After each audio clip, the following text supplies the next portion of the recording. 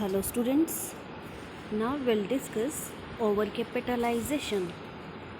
Overcapitalization. देखिए capitalisation क्या है?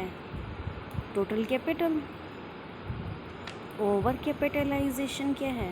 ज़्यादा कैपिटल. क्या ये ठीक है? Okay, so start. wrongly understood to mean the excess of capital. अगर ये बोला जाए कि कैपिटल ज़्यादा है वो ओवर कैपिटलाइजेशन कहलाता है, तो ये चीज़ गलत समझी जाती है. ठीक है, एक्सेस ऑफ कैपिटल जो है वो ओवर कैपिटलाइजेशन नहीं है. But in actual practice sometimes in an over capitalized company there is shortage of capital. ठीक है ना, जब कोई कंपनी ओवर कैपिटलाइज्ड भी है, बोला जाए कि ओवर कैपिटलाइज्ड कंपनी है, तो इसका मतलब ये नहीं है कि उसके पास सही मात्रा में कैपिटल है. उसमें भी कमी हो सकती है शॉर्ट कैपिटल की. ठीक है, तो there is shortage of capital. Over capitalization and under capitalization are relative terms. तो इसे समझने के लिए earnings of the company are related to the amount of capitalization. A company can be in a position of fair capitalization or over capitalization और under capitalization. ठीक है ना, 3 conditions हो सकती हैं. For the interest of business the company should have fair capitalisation.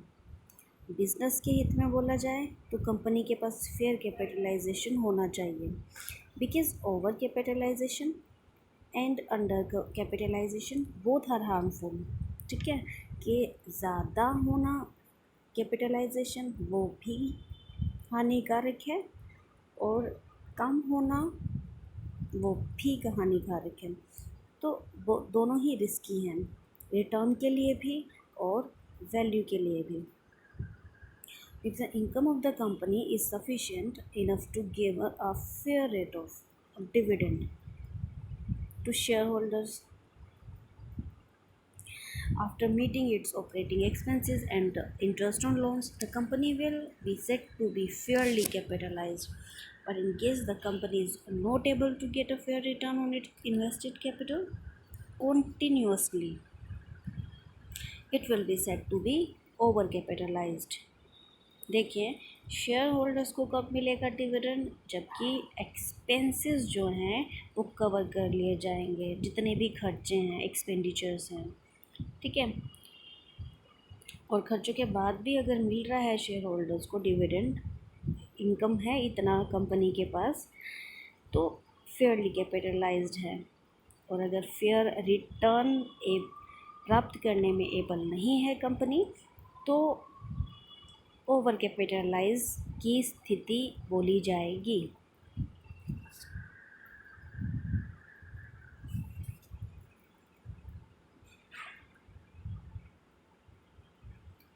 So the real value of assets employed in business becomes less than its book value. Real value less than its book value and the market price of its share goes down. देखें,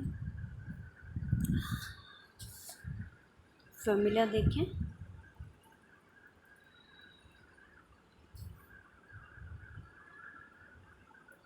Real value of total assets less than है book value of total assets.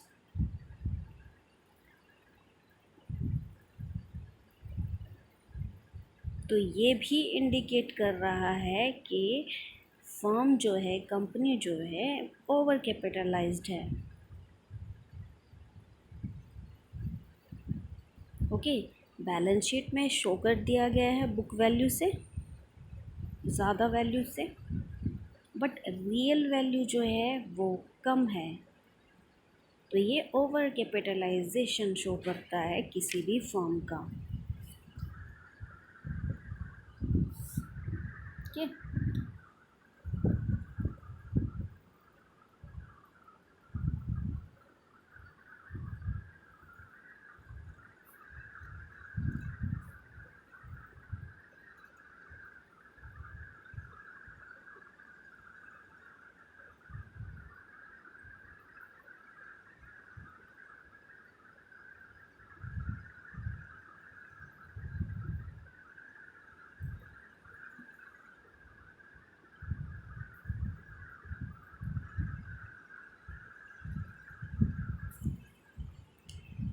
तो एक example लेते हैं।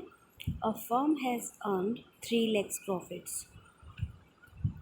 Profits हैं 3 lakhs after paying all operating expenses and interest on loans. सभी खर्चे चुकाने के बाद प्रॉफिट्स हैं 3 lakh. Total amount equity share capital की 27 lakhs। जो इन्वेस्टर्स हैं मीन्स के जो इक्विटी शेयर होल्डर्स हैं वो 12% return on their investment expect कर रहे हैं। ठीक है, क्यों एक्सपेक्ट कर रहे हैं? क्योंकि जो सिमिलर दूसरी फॉर्म्स हैं ना वो भी 12% अर्निंग कर रही हैं। यहाँ हमने बताना है कि क्या स्टेटस है फर्म का, ओवर कैपिटलाइज्ड है या फेयरली कैपिटलाइज्ड है। सो रेट ऑफ रिटर्न दे दिया गया आपको, प्रॉफिट है और शेयर कैपिटल भी है। तो देखें फेयर रेट ऑफ रिटर्न अगर 12% है तो और हमने बताना है rate of return earned on equity share capital, तो हम क्या बोलेंगे? Profit upon equity share capital. Okay, into 100 तो कर देंगे। तो यहाँ से रेट ऑफ रिटर्न आ जाएगा ऑन इक्विटी शेयर कैपिटल। अब देखो इक्विटी शेयर कैपिटल पर रिटर्न कितना आया? 11%। Okay, fair rate of return क्या बोला जा रहा है कि 12% होना चाहिए, है कितना? 11। तो ये जो स्टेटस है this is the case of over capitalisation.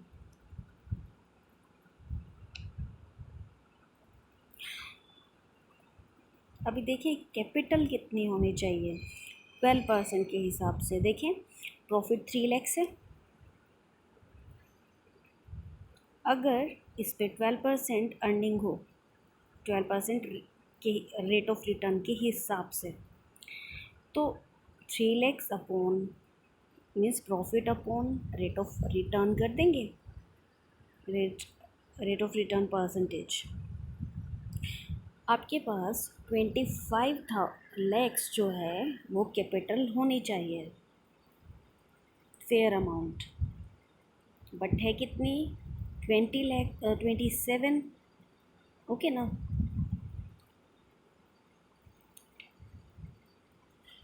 अब देखें 27 लाख है बट फिर भी रेट ऑफ रिटर्न जो है वो कम जा रहा है। तो ये है कि ये जो 2 लाख है ना 27 माइनस 25 लैक्स ये ओवर कैपिटलाइज है। अगर 2 लाख ज़्यादा हैं फिर भी रेट ऑफ रिटर्न ज़्यादा नहीं है, फेयर नहीं है, तो ये कंडीशन है ओवर कैपिटलाइजेशन की। ओके, तो इसे प्रैक्टिस करें, एक्सरसाइज करें।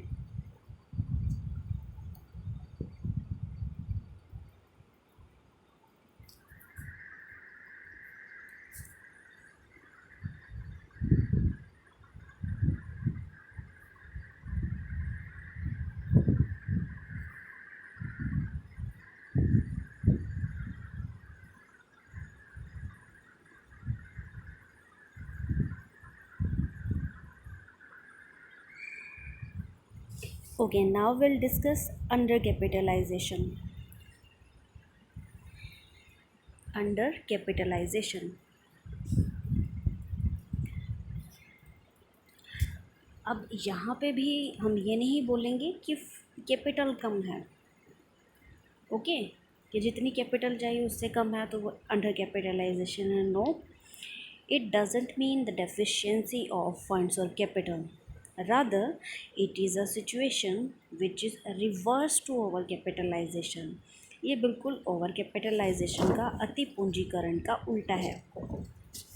When a company is continuously earning abnormally high profits on its capital employed. तो ये अंडर कैपिटलाइज्ड है। जब हम बोलें कि एबनॉर्मली हाई प्रॉफिट्स हो रहे हैं तो वो अंडर कैपिटलाइज्ड है। The important aspects of is that the market value of its share is higher than the book value. Okay ना, अपोजिट यहाँ मार्केट वैल्यू जो है वो ज़्यादा होगी बुक वैल्यू से। ठीक है, ओवर कैपिटलाइजेशन से बिल्कुल अलग इक्वेशन बनेगी।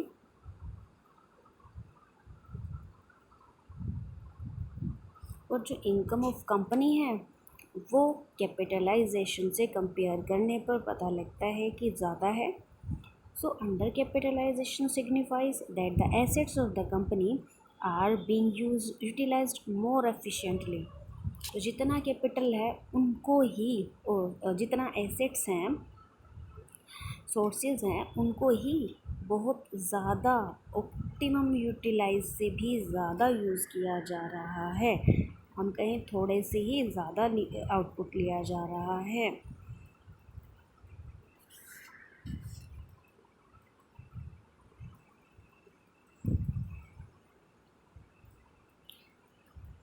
तो an under capitalised firm has more income as compared to other firms. Okay,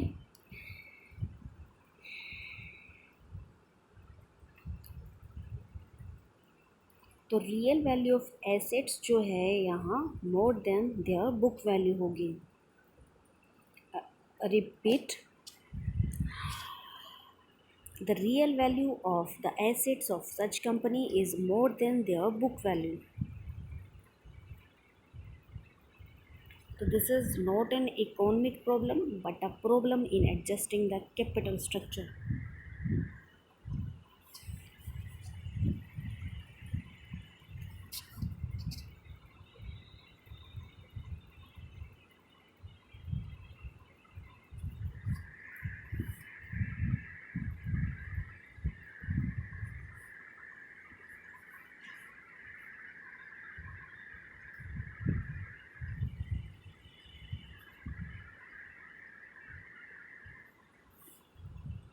Okay, now watered capital.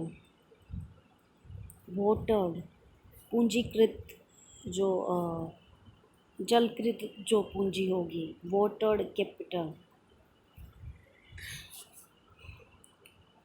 when the amount of share capital of a company is not represented by the same value of assets, rather that value is only shown in books. देखें, books में कुछ और दिखाई गई है value. Okay, represent वही value से नहीं किया जा रहा है। तो ये है वोटर्ड कैपिटल। इस केस में the realizable value of assets is less than their book value. Okay, जो रियलाइजेबल वैल्यू होगी वो कम होगी बुक वैल्यू से। तो प्रमोशन के टाइम पर the promoters are issued excessive number of shares. उन्हें क्या कर दिया जाता है, ज़्यादा शेयर्स इशू कर दिए जाते हैं। If the payment made to promoters is not according to its earning capacity. देखें, जितना उनको पे किया, जो पेमेंट प्रमोटर्स को पे करी है ना, वो अगर अर्निंग कैपेसिटी के अनुसार नहीं है तो कैपिटल ऑफ कंपनी जो है वो वोटर्ड होगी। Okay, this is not over, this is watered. तो when the assets are transferred by promoters and other sellers to the company at abnormally high prices, or the company has some worthless assets। जब हम बोलें कि ये कुछ assets भी हैं, काम की नहीं हैं, बट उसकी वैल्यू शो की जा रही है, तो ये भी वोटर्ड है। Like utility of goodwill, patents, copyrights. Okay, existing at the time of promotion of company starts decreasing, it will have voted capital. तो इसे बहुत ध्यान से पढ़ना है और यहाँ से आपको क्वेश्चन ये स्टेटमेंट क्लियर भी करनी है कि वोटेड कैपिटल और ओवर कैपिटलाइजेशन सेम नहीं है। ओके, इस पर क्वेश्चन भी आएगा। Thank you.